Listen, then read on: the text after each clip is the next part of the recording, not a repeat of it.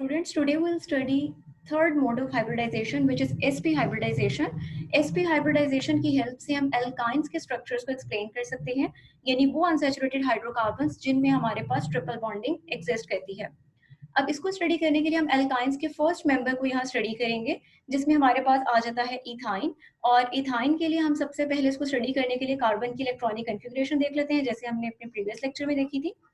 यहाँ पर हमारे पास कार्बन की इलेक्ट्रॉनिक कन्फिग्रेशन आपको ग्राउंड स्टेट में दी गई है। कार्बन का एटॉमिक नंबर 6 है, तो इसकी इलेक्ट्रॉनिक कन्फिग्रेशन होगी 1s2, 2s2, 2px1, 2py1 और 2pz होगा। फिर जैसे हमने प्रीवियस लेक्चर में देखा था कि हमारे पास एक्साइटेशन में 2s2 से एक इलेक्ट्रॉन जंप करके 2pz ऑर्बिटल में आ जाता है।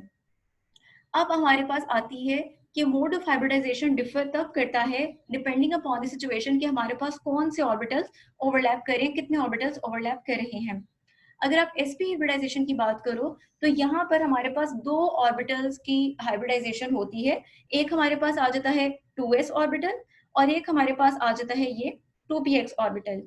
अब यहाँ पर अगर आप देखें तो टोटल दो ऑर्बिटल्स की इंटरमिक्सिंग हो रही है। जब हमारे पास हाइब्रिडाइजेशन में जितने ऑर्बिटल्स की इंटरमिक्सिंग होती है उतने ही न्यू हाइब्रिड ऑर्बिटल्स बनते हैं। इट मींस कि यहाँ दो ऑर्बिटल्स की चूंकि ओवरलैपिंग हो रही है, तो यहाँ पर जो हाइब्रिडाइज्ड ऑर्बिटल बनेंगे वो भी कितने होंगे, दो ही होंगे। और उनका नाम क्या होगा, sp, क्योंकि उसमें एक s इन्वॉल्व है और एक उसमें p इन्वॉल्व है। और अगर आप इसके नेम को भी देखो sp हाइब्रिडाइजेशन, तो इट मींस कि इसके अंदर टोटल दो हाइब्रिडाइज्ड ऑर्बिटल्स इन्वॉल्व हैं, एक s ऑर्बिटल एटॉमिक ऑर्बिटल और एक p एटॉमिक ऑर्बिटल। जो आपके पास बाकी के दो एटॉमिक ऑर्बिटल्स हैं, एक 2py और एक 2pz, ये आपके पास क्या रहेंगे, ये हाइब्रिडाइजेशन में इन्वॉल्व नहीं होंगे, ये कहलाएंगे अनहाइब्रिडाइज्ड ऑर्बिटल और इनके अंदर एक एक इलेक्ट्रॉन मौजूद है। क्लियर, यानी यहाँ तक आपका सेम इलेक्ट्रॉनिक कन्फिग्रेशन प्रीवियस जैसी ही है। सिर्फ फर्क क्या है कि पीछे आपने देखा था sp3 में ये s और तीनों p इन्वॉल्व थे, sp2 में आपने देखा एक s और दो p इन्वॉल्व थे, और आज आपने क्या देखा sp जिसमें एक s और एक p इन्वॉल्व है। अब हमारे पास आ जाता है कि अगर इसकी बात की जाए कि यहाँ पर जो sp ऑर्बिटल्स बनेंगे वो किस तरह की होंगी, उनकी शेप क्या होगी, तो वो उनकी शेप उसी तरह से होगी जैसे हमने प्रीवियसली डिस्क्राइब की थी। फॉर एग्जाम्पल, यहाँ पर आपको शो किए गए हैं जो स्फेरिकल शेप आपको दिखाई दे रही है, ये s ऑर्बिटल की है। जो आपको डम्बेल दिखाई दे रही है वो आपके पास p ऑर्बिटल की है। अब आपके पास जब इनकी इंटरमिक्सिंग होगी, ये आपके पास इस टाइम दोनों एटॉमिक ऑर्बिटल्स शो किए गए हैं जो कि sp हाइब्रिडाइजेशन में हिस्सा ले रहे हैं। जब ये ओवरलैपिंग करेंगे, हाइब्रिडाइजेशन होगी, तो इनकी जो हमारे पास शेप्स आ जाएंगी वो इस तरह से आ जाएंगी। हमने पढ़ा था चूंकि दो ऑर्बिटल्स ओवरलैप कर रहे हैं, दो एटॉमिक ऑर्बिटल्स के ओवरलैप करने पे दो ही हाइब्रिडाइज्ड ऑर्बिटल्स बनेंगे, एक ये आ जाएगा और एक ये आ जाएगा। दोनों की शेप्स आप देख सकते हो सेम है। अब नेक्स्ट चीज आती है कि ये आपस में अरेंज किस तरह से होंगे। तो ये दोनों sp हाइब्रिडाइज्ड ऑर्बिटल आपस में लीनियर ज्योमेट्री बनाते हैं और इनका आपस में एंगल क्या होता है, 180 डिग्री, यानी बिल्कुल स्ट्रेट होते हैं। इनकी ओरिएंटेशन क्या है, 180 डिग्री के एंगल पर ये अरेंज हो जाएंगे। और जो आपके पास अनहाइब्रिडाइज्ड दो ऑर्बिटल्स थे, 2py था और 2pz था, वो कहाँ पर होंगे, 2p अगर आपने इसको z एक्सिस कहा है तो वो यहाँ पर होगा, और अगर आपने इसको y एक्सिस कहा है तो 2py यहाँ पर होगा। इट मींस कि ये आपके पास एक लीनियरली आ गए हाइब्रिडाइज्ड ऑर्बिटल, और 2pz और 2py ऑर्बिटल्स जो हैं वो इसके इन हाइब्रिडाइज्ड ऑर्बिटल्स के ऊपर परपेंडिकुलरली लाई कर रहे होंगे। अब हम देखते हैं कि हमारे पास इनकी ज्योमेट्री किस तरह से है। अगर आप इथाइन के पॉइंट ऑफ व्यू से बात करें तो हम इथाइन की फॉर्मेशन को पहले देख लेते हैं। इथाइन की फॉर्मेशन के लिए आपके पास यहाँ पर सबसे पहले तो देखते हैं इसका मॉलिक्यूलर फॉर्मूला क्या है। ये आपके पास आ जाता है C2H2। अब हमने C2H2 के अंदर देखना है कि किस तरह से दो कार्बन हैं और किस तरह से दो हाइड्रोजन मौजूद हैं। यहाँ पर आपको ये स्ट्रक्चर दिया गया है। अब देखते हैं, यहाँ पर सबसे पहले देखेंगे आपको अगर दो कार्बन हैं तो ये एक कार्बन शो किया गया है। ये जो आपको पिंक कलर से दिखाई दे रहा है ये हमारे पास इस कार्बन का sp हाइब्रिडाइज्ड ऑर्बिटल है। उसके बाद ये जो आपको ब्लू कलर से दिखाई दे रहा है ये आपके पास py ऑर्बिटल है जो कि हाइब्रिडाइजेशन में इन्वॉल्व नहीं था। और ये जो आपको येलो से दिखाई दे रहा है ये आपके पास 2pz ऑर्बिटल है जो कि हाइब्रिडाइजेशन में इन्वॉल्व नहीं था। उसके बाद आ जाते हैं आप दूसरे कार्बन के ऊपर, यानी यहाँ पर दो कार्बन इन्वॉल्व थे। दूसरे कार्बन में भी आपको ये जो पिंक कलर से दिखाई दे रहा है, जो बिल्कुल यूं लीनियरली अरेंज है, ये आपके पास है sp हाइब्रिडाइज्ड ऑर्बिटल। जो आपको यहाँ ब्लू से दिखाई दे रहा है, ये आपके पास अनहाइब्रिडाइज्ड 2p y ऑर्बिटल है, और ये आपके पास अनहाइब्रिडाइज्ड 2p z ऑर्बिटल है। अब आते हैं कि यहाँ पर ओवरलैपिंग कैसे होगी, बॉन्ड फॉर्मेशन किस तरह से होगी। सबसे पहले तो हम देखते हैं हाइब्रिडाइज्ड ऑर्बिटल्स को। आपने पढ़ा कि हमारे पास दो sp हाइब्रिडाइज्ड ऑर्बिटल्स बन रहे हैं, एक ये वाला और एक आपके पास ये वाला। आपने पढ़ा था, अगर आप इसको दोबारा से ऊपर देख लें तो आपने देखा था इस sp हाइब्रिडाइज्ड ऑर्बिटल में भी एक इलेक्ट्रॉन था और दूसरे sp हाइब्रिडाइज्ड ऑर्बिटल में भी एक इलेक्ट्रॉन था। इट मींस कि अगर आप कार्बन की बात करो तो कार्बन का एक इलेक्ट्रॉन यहाँ आ जाएगा इस sp हाइब्रिडाइज्ड ऑर्बिटल में, और एक इलेक्ट्रॉन यहाँ आ जाएगा। इस साइड पर कार्बन क्या कर रहा है, हाइड्रोजन के 1s1 जिसमें क्या था, एक इलेक्ट्रॉन मौजूद था, उसके साथ ओवरलैपिंग हो रही है। और यहाँ पर ओवरलैपिंग चूंकि हेड टू हेड हो रही है, तो आप देख सकते हो यहाँ मेंशन है कि बॉन्ड कौन सा बनेगा, सिग्मा बॉन्ड बनेगा। सिमिलरली हमारे पास इथाइन के इस साइड पर भी इसी तरह से हो रहा है कि यहाँ पर एक sp हाइब्रिडाइज्ड ऑर्बिटल मौजूद है, उसमें एक इलेक्ट्रॉन ऑलरेडी मौजूद था जैसा कि हमने ऊपर शो किया है, और उसके साथ बॉन्डिंग कौन कर रहा है, ओवरलैपिंग कौन कर रहा है, हाइड्रोजन का 1s1 ऑर्बिटल। अच्छा, नेक्स्ट हमारे पास इस बॉन्ड को देखते हैं। यहाँ पर क्या है, इस कार्बन का जो ये sp हाइब्रिडाइज्ड ऑर्बिटल था उसमें एक इलेक्ट्रॉन मौजूद था, और इस कार्बन के इस sp हाइब्रिडाइज्ड ऑर्बिटल में भी एक इलेक्ट्रॉन मौजूद था। तो ये दोनों sp ऑर्बिटल्स, हाइब्रिडाइज्ड ऑर्बिटल्स आपस में ओवरलैपिंग करेंगे, और यहाँ पर भी हमारे पास एक बॉन्ड बन जाएगा। यहाँ जो बॉन्ड बनेगा वो कहलाएगा सिग्मा बॉन्ड। अगेन क्यों, क्योंकि यहाँ पर भी ओवरलैपिंग जो हो रही है वो अलोंग द एक्सेस हो रही है, हेड टू हेड ओवरलैपिंग हो रही है, तो यहाँ पे भी जो बॉन्ड बनेगा वो सिग्मा बॉन्ड होगा। इट मींस कि अब तक यहाँ पर कितने सिग्मा बॉन्ड बन गए, एक सिग्मा बॉन्ड, दूसरा सिग्मा बॉन्ड, और ये यहाँ पर थर्ड सिग्मा बॉन्ड। अब जब ओवरलैपिंग हो रही है तो ओवरलैपिंग के दौरान वो ऑर्बिटल्स जिनको आपने कहा था अनहाइब्रिडाइज्ड है, जो आपने कहा था 2p y, एक आपने कहा था अनहाइब्रिडाइज्ड है, और एक आपने कहा था 2pz है जो कि क्या है, अनहाइब्रिडाइज्ड है। अब आप देख सकते हो 2py में भी एक इलेक्ट्रॉन मौजूद है, 2pz में भी एक इलेक्ट्रॉन मौजूद है।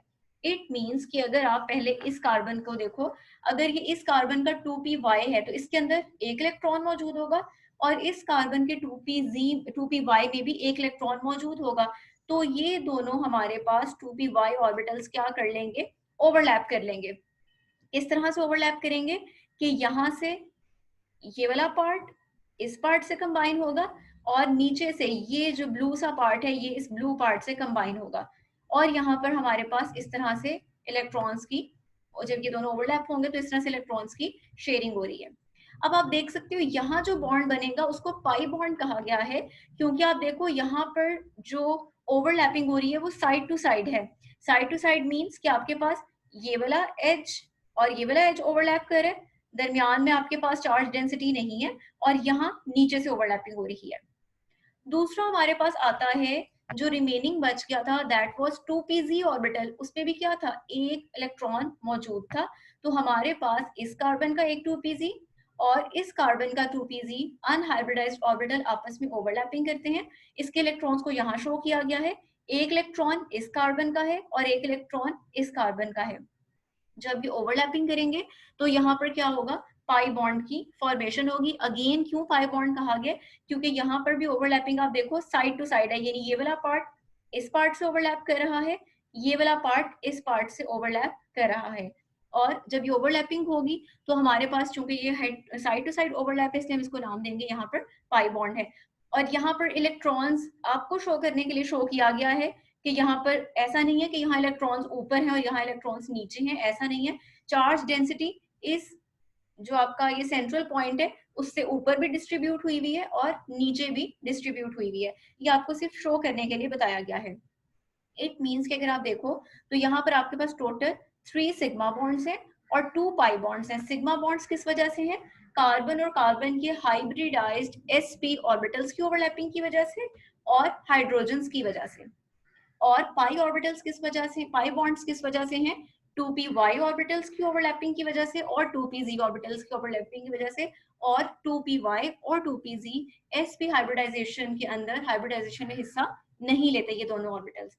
अब हम इसको आपकी बुक से देख लेते हैं। आपकी बुक में जो इथाइन का स्ट्रक्चर दिया हुआ है, यहाँ पर देख लेते हैं।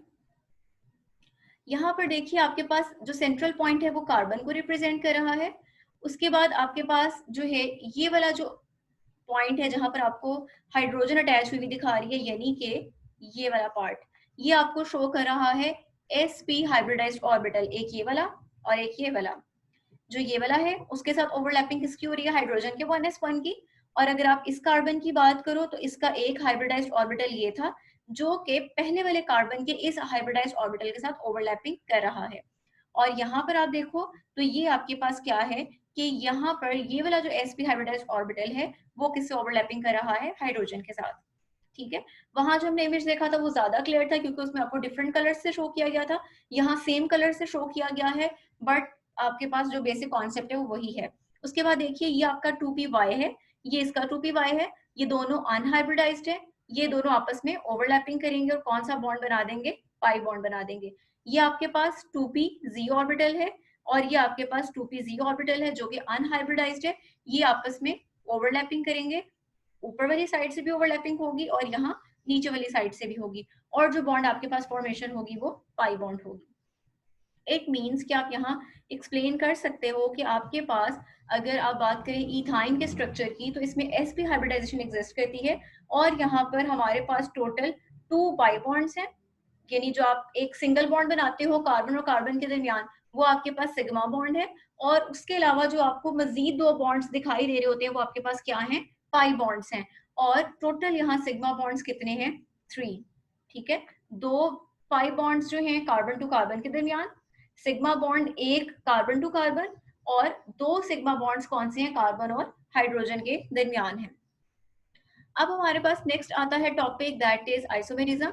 आइसोमेरिज्म को हम किस तरह से डिफाइन करते हैं कि हमारे पास ऐसे कंपाउंड्स जिनका मॉलिक्यूलर फॉर्मूला सेम हो बट उनका स्ट्रक्चरल फॉर्मूला डिफरेंट हो, और जब स्ट्रक्चरल फॉर्मूला डिफरेंट होगा तो वो कंपाउंड डिफरेंट हो जाएगा, कंपाउंड डिफरेंट हो जाएगा तो उसकी प्रॉपर्टीज भी डिफरेंट हो जाएंगी। ऐसे फिनोमिना को हम नाम देते हैं आइसोमेरिज्म का, और वो ऐसे कंपाउंड्स जो ये फिनोमिना शो करते हैं उनको हम नाम देते हैं आइसोमर्स का, कि वो कंपाउंड्स एक दूसरे के आइसोमर्स हैं।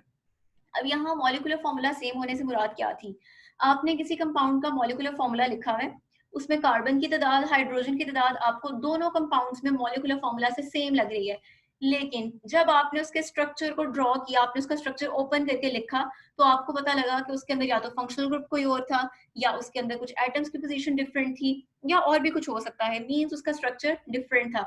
तो ये दोनों कंपाउंड्स एक दूसरे के आइसोमर्स कहलाएंगे और ये फिनोमिना क्या कहलाएगा, आइसोमेरिज्म कहलाएगा। अब बेसिकली स्ट्रक्चरल फॉर्मूला क्यों चीज कंपाउंड्स के डिफरेंट होते हैं, तो उसकी वजह ये है कि हमारे पास ऐसे कंपाउंड्स जो अगर फॉर एग्जांपल मॉलिक्यूलर फॉर्मूला तो सेम है, लेकिन अगर वो कंपाउंड मॉलिक्यूलर फॉर्मूला सेम होने के बावजूद दो डिफरेंट तरह की अरेंजमेंट शो करता है एटम्स की या बॉन्ड्स की जो उसके अंदर प्रेजेंट है, तो तब हमारे पास डिफरेंट तरह के स्ट्रक्चरल फॉर्मूलाज एग्जिस्ट करेंगे।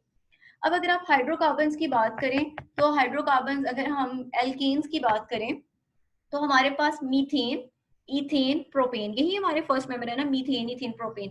तो ये तीनों मेंबर्स आइसोमेरिज्म का फिनोमिना शो नहीं करते। उसकी रीजन क्या है, क्योंकि इसके अंदर number of carbon atoms less हैं, इसमें सिर्फ एक है, इसमें सिर्फ 2 हैं और इसमें 3 हैं। तो हमारे पास यहाँ एटम्स के ज्यादा पॉसिबल अरेंजमेंट्स है ही नहीं, सिर्फ एक एक अरेंजमेंट है जिसमें एटम्स आपस में अरेंज हो सकते हैं, इसलिए इनके हमारे पास ये आइसोमेरिज्म का फिनोमिना शो नहीं करते क्योंकि इनका एक एक स्ट्रक्चर एग्जिस्ट करता है। लेकिन जैसे ही हम प्रोपेन से अगले हाइड्रोकार्बन की तरफ जाते हैं दैट इज ब्यूटेन, तो ब्यूटेन में हमारे पास total number of carbon atoms 4 हैं और यहाँ पर हमारे पास एटम्स की जो अरेंजमेंट्स की पॉसिबिलिटीज हैं वो क्या हैं, ज्यादा हैं, जिसकी वजह से हम कहते हैं कि हमारे पास जो मीथेन, इथेन, प्रोपेन है उसमें आइसोमेरिज्म एग्जिस्ट नहीं करता, लेकिन जो हमारे पास ब्यूटेन है वहां से आइसोमेरिज्म एग्जिस्ट होना स्टार्ट हो जाता है और आगे वाले मेंबर्स में भी ये प्रॉपर्टी पाई जाती है। तो हम कह सकते हैं the simplest hydrocarbon which have the phenomena of structural isomerism is butane. अब हमारे पास दूसरी चीज इसमें ये आ जाती है कि हमारे पास जैसे जैसे नंबर ऑफ कार्बन एटम्स बढ़ते जाएंगे, जैसे अभी यहाँ आपने देखा कि प्रोपेन में 3 कार्बन थे, यहाँ पर आइसोमेरिज्म एग्जिस्ट नहीं कर रहा था, स्ट्रक्चरल आइसोमेरिज्म, लेकिन जब आप ब्यूटेन तक पहुंचे तो तब उसमें स्ट्रक्चरल आइसोमेरिज्म आ गया। इट मींस जैसे जैसे नंबर ऑफ कार्बन एटम्स बढ़ते चले जाएंगे वैसे वैसे ये फिनोमेना बढ़ता जाएगा, मींस दिए गए कंपाउंड के या दिए गए जो कंपाउंड्स हैं उनके जो नंबर ऑफ आइसोमर्स हैं वो क्या होते जाएंगे, इंक्रीज। फॉर एग्जांपल यहाँ पर आपको मेंशन किया गया है जैसे ब्यूटेन है, ब्यूटेन की हमारे पास दो पॉसिबल अरेंजमेंट्स हैं। अगर आप पेंटेन की बात करो, यहाँ आपको पेंटेन का डिस्कस किया हुआ है, तो अगर आप 5 कार्बन वाले कंपाउंड यानी पेंटेन को डिस्कस करो तो उसके 3 आइसोमर्स होंगे। और अगर आप किसी ऐसे कंपाउंड की बात करो जिसमें कार्बन की तादाद 30 है तो उसके नंबर ऑफ आइसोमर्स क्या होंगे, up to 4 billions. It means कि जैसे जैसे नंबर ऑफ कार्बन एटम्स बढ़ते गए वैसे वैसे number of possible arrangements in the structure वो इंक्रीज करती जाएंगी, वैसे वैसे स्ट्रक्चर आइसोमर्स उसके इंक्रीज करते जाएंगे। अब हम इसको एग्जाम्पल की हेल्प से देखते हैं। जो हमने कहा कि हमारे पास जो सिंपलेस्ट हाइड्रोकार्बन है दैट इज ब्यूटेन, जिसके 2 आइसोमर्स होते हैं, वो किस तरह से होते हैं हम देखते हैं। यहाँ पर आपको स्ट्रक्चर शो किया गया है एन ब्यूटेन का, जो आपने पहले पढ़ा भी था। एन ब्यूटेन मींस आपके पास 4 कार्बन एटम्स हैं जो कि एक सीरीज में, एक चेन में अटैच हैं। और ये आपको स्ट्रक्चर दिया गया है आइसोब्यूटेन का, जहां पर आपके पास ब्रांचिंग एग्जिस्ट कर रही है। अब आप देखो तो यहाँ पर अगर आप इनका फॉर्मूला लिखो तो यहाँ इसमें कार्बन कितने हैं, 4, और हाइड्रोजन कितनी है इसके अंदर, 10। अगर आप इस कंपाउंड की बात करो, इसमें आपके पास कार्बन कितने हैं, 4, हाइड्रोजन कितनी है, 10। यानी अगर आप मॉलिक्यूलर फॉर्मूला लिखो तो वो एन ब्यूटेन का भी यही होगा, C4H10, और आइसोब्यूटेन का भी यही होगा, C4H10। लेकिन अगर आप एन ब्यूटेन को ड्रॉ करो तो आप देखोगे सारे कंपाउंड, सॉरी, सारे कार्बन एक ही चेन में अटैच है। और अगर आप आइसोब्यूटेन को ड्रॉ करो तो आप देखोगे कि 3 कार्बन एक सीरीज में अटैच है और एक कार्बन जो है वो in the form of branching है। इट मींस कि हमारे पास यहाँ पर आप ये बता सकते हो कि हमारे पास मॉलिक्यूलर फॉर्मूला जो है वो सेम है, लेकिन उनके स्ट्रक्चर्स डिफरेंट हैं, और स्ट्रक्चर डिफरेंट होने की वजह से इनकी प्रॉपर्टीज भी डिफरेंट हो जाएंगी। अब हम आ जाते हैं कि हमारे पास आइसोमेरिज्म की टाइप्स कौन कौन सी हैं, और आइसोमेरिज्म की टाइप्स में हम आ जाते हैं स्ट्रक्चरल आइसोमेरिज्म में। स्ट्रक्चरल आइसोमेरिज्म जो कि अभी हमने ऊपर पढ़ा भी है, structural isomerism is not confined to hydrocarbons only. ऐसा नहीं है कि सिर्फ ये हाइड्रोकार्बन्स के लिए जैसे हमने ऊपर पढ़ा, बल्कि हम इसको अप्लाई कर सकते हैं डिफरेंट ऑर्गेनिक कंपाउंड्स जिनमें कोई और फंक्शनल ग्रुप भी एग्जिस्ट कर रहे हैं। कीटोन्स पे भी अप्लाई कर सकते हैं, ईथर्स पर अप्लाई कर सकते हैं, अल्कोहल्स पर अप्लाई कर सकते हैं। अब हमारे पास होता किस वजह से, ये इसका मेन की पॉइंट है। Structural isomerism arises due to the difference in the arrangement of atoms within the molecule. यानी जैसे आपने अगर इसकी बात की ऊपर मॉलिक्यूल की, तो ये क्या है, यहाँ पर CH3 की बजाय यहाँ पर क्या है, यहाँ पर 4 एक सीरीज में अटैच है, यहाँ पर क्या है, 3 एक सीरीज में अटैच है, और एक जो कार्बन है वो क्या है, ब्रांचिंग की फॉर्म है। तो फर्क किस चीज का है, एटम की अरेंजमेंट का फर्क है। यहाँ पर एक सीरीज में अरेंज थे कार्बन, यहाँ पर एक कार्बन क्या है, ब्रांचिंग की फॉर्म है। तो हम कहते हैं कि स्ट्रक्चरल आइसोमेरिज्म किस वजह से होता है, it is due to the difference in the arrangement of atoms within the molecule. अब हम आ जाते हैं स्ट्रक्चरल आइसोमेरिज्म में सबसे पहली टाइप पे, that is chain isomerism. Chain isomerism में आ जाते हैं हमारे पास, this type of isomerism arises due to the difference in the nature of carbon chain. यानी जो आपने अभी हमने स्ट्रक्चरल आइसोमेरिज्म पढ़ा था अभी, वो बेसिकली किस में आ रहा है, चेन आइसोमेरिज्म ही वो वाला आ रहा था जिसकी अभी हमने एग्जांपल अभी ऊपर स्टडी की थी। अब आप देख सकते हो यहाँ पर पेंटेन को उन्होंने डिस्कस किया है, पेंटेन जिसका फॉर्मूला C5H12 है। अब इसके हमारे पास 3 पॉसिबल स्ट्रक्चर्स हैं, यानी 3 आइसोमर्स हैं। एक आपके पास एन पेंटेन है जिसमें 5 कार्बन एक सीरीज में अटैच है। एक हमारे पास आइसोपेंटेन है जहां पर आपको ब्रांचिंग दिखाई दे रही है, और एक आपके पास नियोपेंटेन है जहां पर आपको एक अपसाइड ब्रांचिंग भी दिखाई दे रही है और एक आपको डाउनवर्ड भी ब्रांचिंग दिखाई दे रही है। अब आप अगर देखो तो इन सब में आपके पास नंबर ऑफ कार्बन एटम्स कितने हैं, 5 हैं, और आपके पास यहाँ पर जो नंबर ऑफ हाइड्रोजन है वो कितने हैं, 12 हैं। इसमें भी, इसमें भी, इसमें भी। इट मींस कि आपके पास ये तीनों कंपाउंड्स एक दूसरे के आइसोमर्स हैं, क्योंकि इन सब में आपके पास number of carbon atoms, number of hydrogen, यानी इनके मॉलिक्यूलर फॉर्मूला सेम है तीनों के। लेकिन अगर आप इनके स्ट्रक्चर ड्रॉ करो तो it is straight chain, it is one sided branch and it has branching on 2 sides. तो इसका मतलब है कि इनका स्ट्रक्चर डिफरेंट है। और स्ट्रक्चर किस तरह से डिफरेंट है कि यहाँ पर का जो एटम्स हैं उनकी अरेंजमेंट डिफरेंट है। और कौन सी वाली, चेन आइसोमेरिज्म आपने कहा, तो यहाँ पर आप कह सकते हो कि आपके पास वो ऐसी टाइप आइसोमेरिज्म की जहाँ पर नेचर ऑफ कार्बन की जो चेन है, जो कार्बन की चेन है उसकी नेचर में डिफरेंस आ रहा है। कैसे कि अगर आप देखो तो यहाँ पर आपके पास कार्बन की चेन क्या है, 4 कार्बन वाली है, सॉरी 5 कार्बन वाली है। यहाँ जो आपका चेन है वो 4 कार्बन वाली है, यहाँ जो चेन है वो 3 कार्बन वाली है। तो इट मीन्स कि चेन आइसोमेरिज्म कब होगा, जब आपके पास जो कार्बन की जो बेसिक चेन है, जब उसके अंदर डिफरेंस एग्जिस्ट कर रहा होगा, उसकी नेचर में फर्क आ रहा होगा, तब आपके पास चेन आइसोमेरिज्म एग्जिस्ट करेगा। Next, we have position isomerism. This type of isomerism arises due to the difference in the position of same functional group on the carbon chain. अगर आपके पास कार्बन चेन फॉर एग्जांपल इस तरह से है, अब आपके पास इस कंपाउंड को भी देखो तो आपके पास इनका फॉर्मूला सेम है। इसमें नंबर ऑफ कार्बन एटम्स 3 हैं, हाइड्रोजन कितने हैं 3 4 5 6 7, यानी आपके पास यहाँ पर कार्बन की तादाद भी सेम है, क्लोराइड की एक ही क्लोरीन दिखाई दे रहा है वो भी सेम है, हाइड्रोजन भी सेम है, यहाँ पे भी सेम है। फर्क किस चीज का है, क्लोरीन यहाँ पे देखो इस फर्स्ट कार्बन के साथ लगी हुई है, अटैच हुई हुई है, जबकि यहाँ पर आप देखो तो क्लोरीन आपके पास सेकेंड दरमियान वाले कार्बन से अटैच हुई हुई है। तो ये आपके पास क्या है 1 क्लोरोप्रोपेन। प्रोपेन क्यों कहा, इसमें total number of carbon atoms कितने थे 1 2 3। और अगर आप इसकी बात करो तो यहाँ पर आपके पास जो सेकंड कार्बन है, ये फर्स्ट कार्बन था, ये सेकंड कार्बन है, सेकंड कार्बन से क्लोरीन अटैच है, तो ये आपके पास आ जाएगा 2 क्लोरोप्रोपेन। इट मींस कि आपके पास दोनों में फंक्शनल ग्रुप क्या है सेम है। कौन सा फंक्शनल ग्रुप है, हमने पीछे पढ़ा था हेलाइड। दोनों में फंक्शनल ग्रुप हेलाइड ही है, लेकिन फॉर्मूला भी सेम है। फर्क किस चीज का है कि आपके पास जब आपने उसका स्ट्रक्चर ओपन करके लिखा तो फंक्शनल ग्रुप की पोजीशन डिफरेंट थी, same functional group but position is different, तो इसको आप नाम देंगे पोजीशन आइसोमेरिज्म का। और यहाँ आपने एग्जांपल स्टडी की है क्लोरोप्रोपेन की। नेक्स्ट हम एग्जांपल देखते हैं ब्यूटीन। ब्यूटीन मींस ऐसा कंपाउंड जिसमें नंबर ऑफ कार्बन एटम्स 4 हैं और ई का मतलब है कि यहाँ पर डबल बॉन्डिंग एग्जिस्ट कर रही है। ब्यूटीन के हमारे पास दो पॉसिबिलिटीज हो सकती हैं, डबल बॉन्ड या तो इस पॉइंट पर एग्जिस्ट कर सकता है या फिर डबल बॉन्ड यहाँ की बजाय इन दो कार्बन के दरमियान एग्जिस्ट कर सकता है, जैसा कि आपको यहाँ पर शो किया गया है।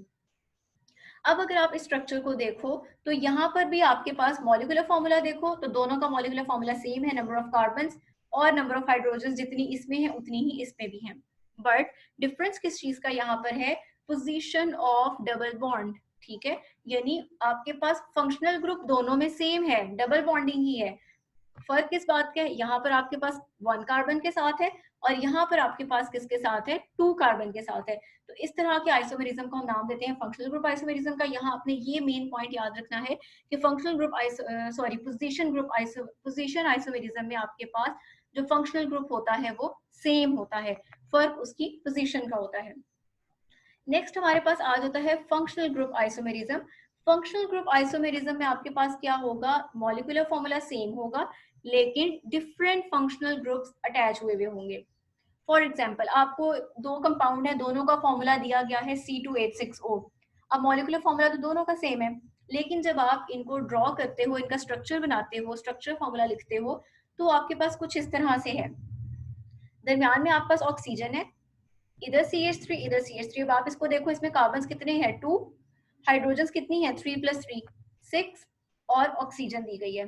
ठीक है, अब अगर आप इस वाले को देखो तो यहाँ पर आपके पास CH3 CH2OH, इसी को ओपन करके लिखा है। कार्बन कितने हैं 1 2 मौजूद हैं, हाइड्रोजन कितने हैं 3 4 5 6 इसी फॉर्मूले के अकॉर्डिंग है, और ऑक्सीजन आपके पास एक है। इट मीन्स दोनों ही जो स्ट्रक्चर्स हैं उनका मॉलिक्यूलर फॉर्मूला ये है, लेकिन जब आपने ओपन करके लिखा तो स्ट्रक्चर डिफरेंट है। अब अगर आप रिकॉल करो जो आपने पीछे फंक्शनल ग्रुप्स पढ़े थे, तो इसमें जो फंक्शनल ग्रुप एग्जिस्ट कर रहा है वो कौन सा एग्जिस्ट कर रहा है, ईथर, यानी कार्बन है, ऑक्सीजन है और फिर वो किससे अटैच हुआ है कार्बन के साथ। अगर आप इसको देखो, यहाँ कौन सा फंक्शनल ग्रुप एग्जिस्ट कर रहा है, OH ग्रुप। आपने पढ़ा था जब OH ग्रुप एग्जिस्ट करे तो आप इसको नाम देते हो एल्कोहल का। It means functional group isomerism के अंदर आपके पास मॉलिक्यूलर फॉर्मूला क्या होता है, सेम होता है, लेकिन उसके अंदर पाए जाने वाले फंक्शनल ग्रुप्स क्या होते हैं, डिफरेंट होते हैं। अब आपने फंक्शनल ग्रुप और पोजीशन आइसोमेरिज्म, इनमें ये मेन पॉइंट याद रखना है कि फंक्शनल ग्रुप आइसोमेरिज्म में फंक्शनल ग्रुप आपके डिफरेंट होते हैं, जबकि जो ऊपर आपने पढ़ा था पोजीशन आइसोमेरिज्म उसमें फंक्शनल ग्रुप सेम था, उनकी पोजीशन का डिफरेंस था। ठीक है, नेक्स्ट हमारे पास आ जाता है फोर्थ टाइप मेटामेरिज्म। मेटामेरिज्म में आपके पास क्या होगा कि आपके पास अगर एक फंक्शनल ग्रुप है, उस फंक्शनल ग्रुप की लेफ्ट और राइट साइड की अगर आप बात करो तो वहां पर जो कार्बन चेन है उसकी अनइक्वल डिस्ट्रीब्यूशन होगी। अनइक्वल डिस्ट्रीब्यूशन से क्या मुराद है, फॉर एग्जाम्पल ये आपके पास ईथर है, ठीक है, ईथर में आपके पास, ईथर में अगर आप इस साइड पे देखो तो आपके पास नंबर ऑफ कार्बन एटम्स कितने हैं, 1 2।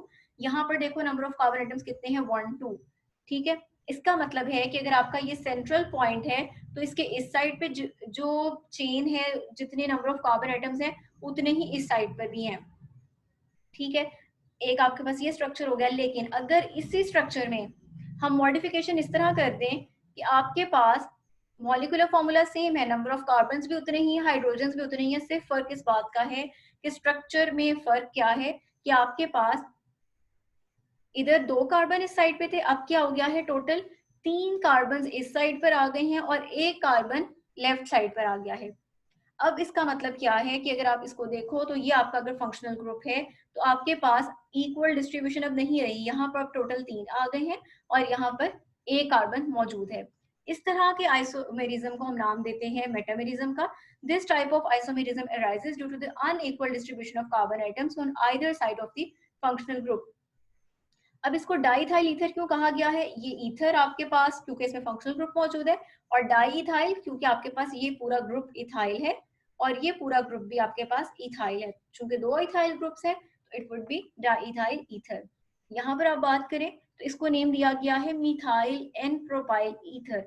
ये आपके पास कौन सा ग्रुप अटैच हुआ है, मिथाइल, और ये आपके पास क्या है, प्रोपाइल, 3 कार्बन है, और चूंकि वो एक स्ट्रेट चेन में है तो ये आपके पास क्या आ जाएगा, मिथाइल एन प्रोपाइल ईथर। बाकी फर्दर हम इनके नोमेनक्लेचर में देखेंगे इनकी नेमिंग किस तरह से की जाती है। अच्छा, ये तो आपने ईथर के पॉइंट ऑफ व्यू से पढ़ा। आपके पास कोई और फंक्शनल ग्रुप भी हो सकता है। फॉर एग्जांपल एक और आपको स्ट्रक्चर दिया गया है C5H10O।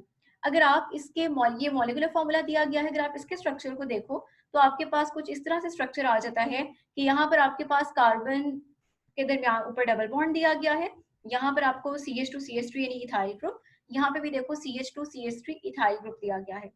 एक और स्ट्रक्चर देखते हैं, यहाँ पर आपको दिया गया है कार्बन डबल बॉन्ड ऑक्सीजन। यहाँ पर देखो आपके पास उसी तरह जैसे ऊपर देखा था एन प्रोपाइल मौजूद है और यहाँ पर आपके पास क्या मौजूद है, मिथाइल मौजूद है। अब आप देखो ये आपके पास क्या है, functional group C double bond O। ठीक है, अब ये कौन सा फंक्शनल ग्रुप है, आप लोगों ने पढ़ा था, ये कीटोनिक फंक्शनल ग्रुप है जहां पर C डबल बॉन्ड O मौजूद हो और यहाँ पर कोई एल्काइल यानी R ग्रुप मौजूद हो और यहाँ पे भी कोई R यानी एल्काइल ग्रुप मौजूद हो। ठीक है, इसमें भी देख लो ये आपके पास C double bond O ketone मौजूद है और ये आपके पास कीटोन के इस साइड पे भी एक R ग्रुप मौजूद है। कौन सा एल्काइल ग्रुप है, प्रोपाइल, और ये भी आपके पास एक एल्काइल R ग्रुप है, कौन से वाला, मीथाइल। अब इसका क्या मतलब है, इसका मतलब है कि दोनों में फंक्शनल ग्रुप सेम है जो कि क्या है, कीटोन है। फर्क इस बात का है कि यहाँ पर आपके पास चारों कार्बन सिमेट्रिकली अरेंज्ड हैं, यानी 2 इस साइड पर है फंक्शनल ग्रुप के, 2 इस साइड पर हैं, जबकि इसमें क्या है, अनइक्वली है, अनसिमेट्रिकल है। 3 आपके पास चेन के एक साइड पर है और एक आपके पास, सॉरी चेन में, फंक्शनल ग्रुप के एक जो है वो दूसरी साइड पर है। अब ये अनइक्वल डिस्ट्रीब्यूशन हो गई, तो इस तरह की अनइक्वल डिस्ट्रीब्यूशन की वजह से जो आइसोमेरिज्म होता है उसको हम नाम देते हैं, ये हमारे पास आ जाएगा मेटामेरिज्म। अब यहाँ पर आप देखो इसको नाम दिया गया है डाई इथाइल कीटोन का, क्योंकि यहाँ पर एक ये इथाइल ग्रुप है और एक ये है, 2 इथाइल ग्रुप्स हैं, तो it would B diethyl ketone. और यहाँ पर इसको नेम दिया गया है मिथाइल एन प्रोपाइल कीटोन, क्योंकि ये आपके पास एक मिथाइल ग्रुप है और ये पूरा आपका एल्काइल ग्रुप कौन सा है, एन प्रोपाइल, तो it would be methyl N propyl ketone. Last हमारे पास टाइप आ जाती है स्ट्रक्चरल आइसोमेरिज्म की, विच इज टोटोमेरिज्म। टोटोमेरिज्म किस वजह से होता है, this type of isomerism arises due to the shifting of proton from one atom to another in the same molecule. अच्छा, यहाँ जो बहुत इंपॉर्टेंट पॉइंट है दैट इज कि ये विद इन अ मॉलिक्यूल हो रहा होता है, एक ही मॉलिक्यूल के अंदर ये फिनोमेना टेक प्लेस हो रहा होता है। फॉर एग्जांपल यहाँ पर आपको एक अमाइनो एसिड का स्ट्रक्चर दिया गया है जिसमें आपके पास ये COOH यानी कार्बोक्सिलिक एसिड का ग्रुप मौजूद है और ये आपके पास NH2 यानी अमाइनो ग्रुप मौजूद है। अब हमारे पास COOH यानी इसके अंदर जो फंक्शनल ग्रुप है, इसमें ऑक्सीजन जो है उसके साथ ये जो प्रोटॉन अटैच हुआ है, ये प्रोटॉन यहाँ से शिफ्ट करके यहाँ अमाइनो ग्रुप के नाइट्रोजन के पास आ सकता है और ये इंटरचेंजेबली होता रहता है। अब जब यहाँ से अपना ये प्रोटॉन रिलीज कर देगा, चूंकि प्रोटॉन रिलीज हुआ है तो ऑक्सीजन के ऊपर इलेक्ट्रॉन बाकी रह जाएगा, यहाँ नेगेटिव साइन आ जाएगा और यहाँ से प्रोटॉन शिफ्ट होके किसके साथ अटैच हो गया है, नाइट्रोजन के साथ। यानी अब नाइट्रोजन के साथ NH2 नहीं आ जाएगा बल्कि NH3 आ जाएगा, प्लस साइन का इंडिकेट कर रहा है कि नाइट्रोजन अब यहाँ 3 की बजाय 4 बॉन्ड्स बना रहा है। अब आप देखो इस आइसोमेरिज्म में क्या हो रहा है, एक ही स्ट्रक्चर के अंदर क्या हुई है, प्रोटॉन की शिफ्टिंग हुई है। और दोबारा से क्या होगा, दोबारा से ये प्रोटॉन शिफ्ट करके यहाँ चला जाएगा। तो ये आपके पास एक ही स्ट्रक्चर के अंदर हो रहा है, तो इस टाइप के आइसोमेरिज्म को आप नाम देते हो टॉटोमेरिज्म का। और ये जो आपके पास इस तरह प्रोटॉन शिफ्टिंग के बाद ये जो आयन बनता है उसको हम नाम देते हैं ज्विटर आयन का। लास्ट हमारे पास आ जाता है सिस ट्रांस आइसोमेरिज्म और ज्योमेट्रिक आइसोमेरिज्म। सिस ट्रांस या ज्योमेट्रिक आइसोमेरिज्म की अगर आप बात करो तो ये आपके पास बेसिकली दो कैटेगरीज अभी तक आपने पढ़ी। एक आइसोमेरिज्म की टाइप थी स्ट्रक्चरल आइसोमेरिज्म, जिसके अंदर आपने फर्दर कैटेगरीज पढ़ी, और दूसरी मेन कैटेगरी आपके पास आती है सिस ट्रांस या फिर ज्योमेट्रिक आइसोमेरिज्म की। ऊपर आपने देखो, आपने पढ़े, आपने सैचुरेटेड हाइड्रोकार्बन्स पढ़े जिसमें डिफरेंट फंक्शनल ग्रुप्स भी थे। जब आप सिस ट्रांस की बात करते हो तो यहाँ हम जिनकी बात करते हैं वो सिर्फ डबल बॉन्ड वाले कंपाउंड्स की यहाँ बात करेंगे। उसकी रीजन क्या है, सिंगल बॉन्ड्स वाले कंपाउंड जो है वहां पे सिस ट्रांस आइसोमेरिज्म एग्जिस्ट नहीं करता, इसलिए कि सिंगल बॉन्ड के अराउंड फ्रीली रोटेशन हो सकती है जो भी ग्रुप्स या एटम्स अटैच हुए हुए हैं। फ्री रोटेशन की वजह से जो एटम्स हैं उनकी पोजीशन फिक्स नहीं रहती, वो बैक एंड फोर्थ मूव कर सकते हैं, जिसकी वजह से हम कहते हैं कि सिस ट्रांस का फिनोमेना सिंगल बॉन्ड वाले कंपाउंड्स में एग्जिस्ट नहीं करता। ये हमारे पास किस में एग्जिस्ट करता है, सिर्फ डबल बॉन्ड वाले कंपाउंड में एग्जिस्ट करता है, क्योंकि डबल बॉन्ड के अराउंड जो है वो फ्री रोटेशन पॉसिबल नहीं है। जो ग्रुप जहां मौजूद है वही मौजूद रहेगा, जिससे हमारे पास एक ज्योमेट्री आ जाएगी, और दूसरे केस में दूसरा ग्रुप जहां मौजूद रहेगा उससे हमारे पास दूसरी ज्योमेट्री आ जाएगी। अब ज्योमेट्री से यहाँ क्या मुराद है, हम इसकी डेफिनेशन को देखते हैं। यहाँ पर हमारे पास आ जाता है such compounds which possess the same structural formula but differ with respect to the positions of the identical groups in the space are called cis trans isomers, and this phenomena is known as cis trans or geometric isomerism। अब आप यहाँ देखो, पीछे वाली definition से different point है। यहाँ पर वहां आप कह रहे थे कि मॉलिक्यूलर फॉर्मूला सेम है लेकिन स्ट्रक्चर डिफरेंट है।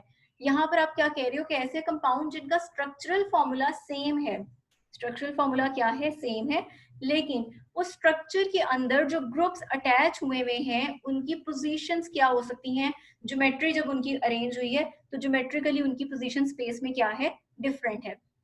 ठीक है, अब देखते हैं एग्जांपल से आपको क्लियर हो जाएगा। इस तरह के आइसोमेरिज्म को हम नाम देते हैं सिस ट्रांस का या फिर ज्योमेट्रिकल आइसोमेरिज्म का। यहाँ पर देखें आपको स्ट्रक्चर दिया गया है 2 ब्यूटीन का। अब 2 ब्यूटीन के स्ट्रक्चर को हम सबसे पहले तो इसका सिंपल फॉर्मूला लिख लेते हैं ताकि आपको क्लियर हो जाए, जिसमें आपके पास आ जाएगा CH3 single bond, CH2 then CH2, और फिर आपके पास सॉरी यहाँ पर डबल बॉन्ड आएगा, फिर आपके पास CH आ जाएगा, फिर सिंगल बॉन्ड, फिर आपके पास आ जाएगा CH3। ये मैंने क्या लिखा है, ये मेरे पास आ गया है 2 ब्यूटीन का फॉर्मूला, जहां पर कार्बन नंबर 1 2 के बाद क्या है, डबल बॉन्डिंग एग्जिस्ट कर रही है। अब आपके पास अगर आप इसके स्ट्रक्चर को लिखो तो it would be like this, कि आपके पास ये जो दरमियान वाले 2 कार्बन हैं वो इस तरह आ जाएंगे, कार्बन डबल बॉन्ड कार्बन।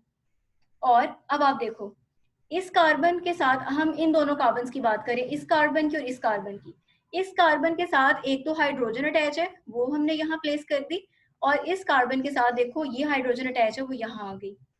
और क्या अटैच है, अब आपको बज़ाहिर तो ऐसे लग रहा है कि जैसे हाइड्रोजन के आगे कार्बन है, लेकिन ऐसा नहीं है। हम स्टार्ट में पढ़ चुके हैं कि basically carbon to carbon linkage होता है और हाइड्रोजन यहाँ पर कार्बन की वैलेंसी फिल करने के लिए होती है। इट मींस के ये जो कार्बन है इसके साथ जो डायरेक्टली बॉन्डिंग हुई हुई है वो इस कार्बन की हुई हुई है, जिसको हम कैटिनेशन, यही थी ना हमने पढ़ी कि सेल्फ लिंकेज है, कार्बन की आपस में कार्बन के साथ बॉन्डिंग हुई हुई है। अब आपके पास इसका मतलब है कि इस कार्बन के साथ जो दूसरी अटैचमेंट थी दैट वाज CH3, और अगर आप यहाँ पर बात करो इस कार्बन की तो इसके साथ दूसरी अटैचमेंट किसकी है, CH3 की। अब आप अगर देखो तो यहाँ पर जो दोनों एक टाइप के ग्रुप्स हैं वो आमने सामने हैं, और यहाँ जो दोनों टाइप्स के ग्रुप्स हैं वो आमने सामने हैं।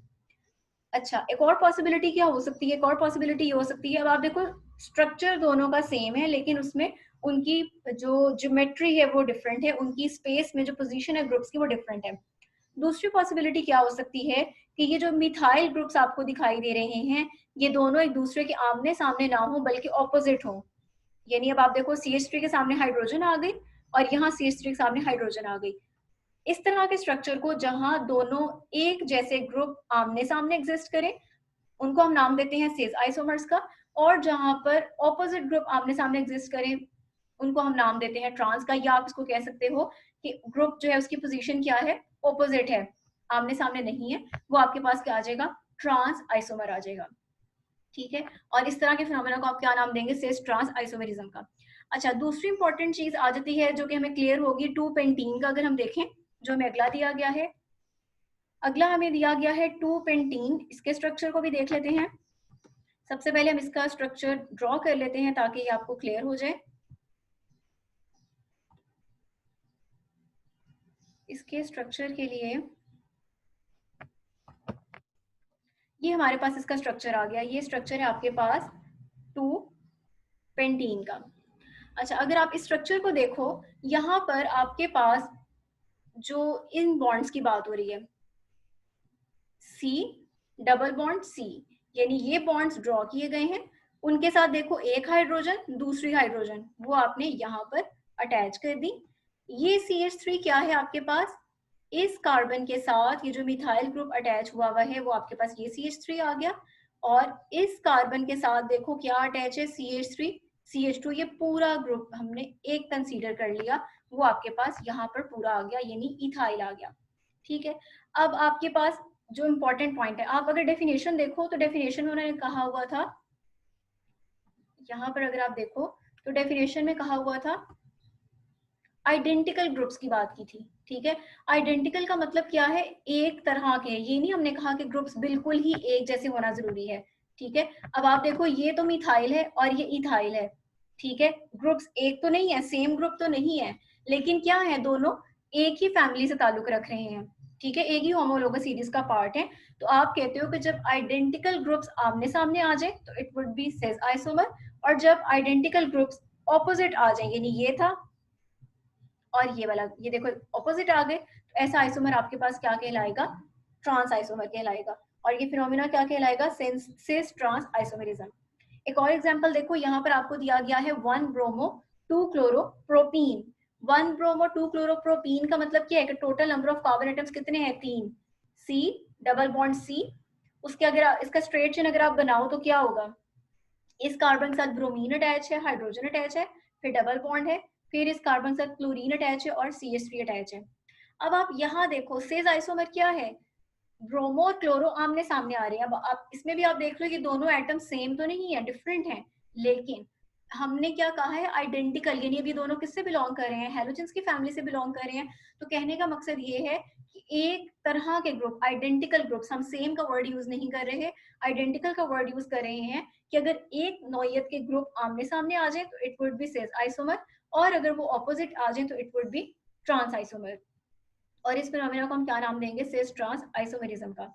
और यहाँ पर आपको बताया हुआ है कि अगर हम चाह रहे हैं कि हमने पढ़ा कि डबल बॉन्ड के अराउंड रोटेशन पॉसिबल नहीं है, अगर हम चाहते हैं कि इसको रोटेट करें तो उसका हमारे पास सिर्फ हल ये है कि इस बॉन्ड को ब्रेक किया जाए, पाई बॉन्ड को ब्रेक करेंगे तो बाकी हमारे पास सिग्मा बॉन्ड आ जाएगा, और फिर उसके अराउंड जो है रोटेशन हो सकती है। So it was all about isomerism, and also we studied sp hybridization. Thank you.